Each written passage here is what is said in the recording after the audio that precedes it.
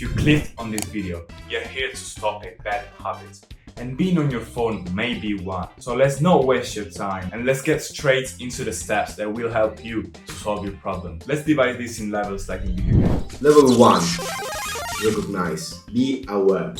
If you're here, you're kind of aware of your problem, of your bad habits. It's like you are trying to remove your malice from your character, like you are curing yourself from the effect of the poison. Just think that the vast majority of people are not working on their problem. And this must make you have a boost already.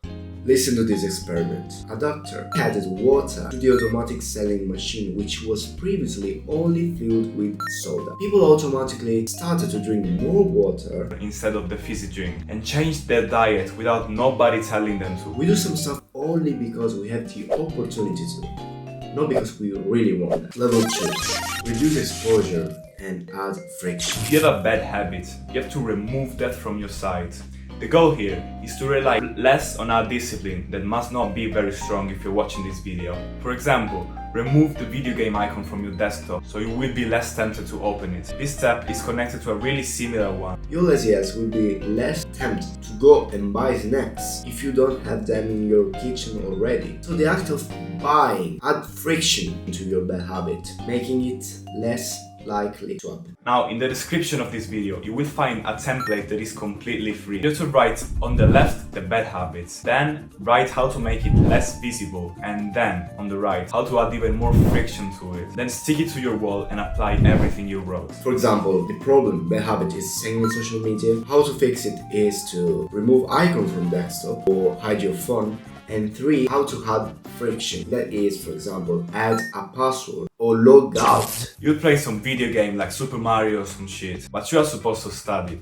You say, I'll do it later, after this episode or this level. But you end up not doing that at all, or doing that in the night when you were supposed to do it in the morning or in the evening. Now imagine this doing with the bad habits. Level 3. Promise yourself that you actually do it later.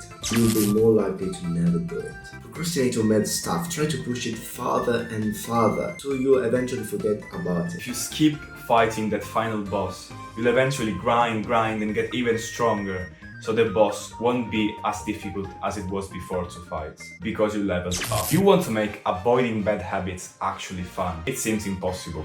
How can not eat a pizza be fun? I will tell you by checking a box day after day, and then the other, and then the other. You may have guessed what I'm talking about. Level 4, checklist. We have a weird sense of reward by seeing that we are progressing on something. But it's difficult to see that by removing habits. That's why we have to make it visible by seeing our progress on a checklist. You can do one and stick on your wall, or even use a digital app like we do.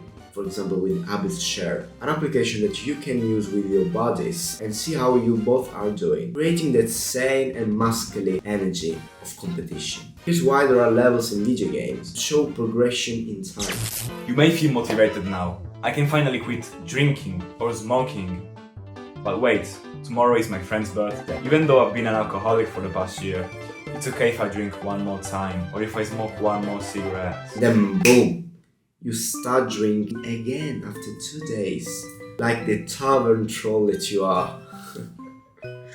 After the period of motivation, excuses start to build up in your brain and you stop avoiding the bad habits. And you have to be ready for it. You have to prepare yourself for it. Now that you're motivated, try and think about the excuses that are gonna come up in your mind when time passes, and try and destroy them now. Try and think, even though I will think this or that, I will still avoid the bad habit. Build up the motivation that you have now. You promise yourself to stop the bad habit for a reason, and start coming up with excuses. So demolish them now that you're motivated. Write them down and stick them to your wall, and promise yourself that you will never consider them, even if it's gonna be hard. It's like you are forging a weapon or a shield that makes you ready for the battle that you still have to fight. Crazy, right? Now you're invincible.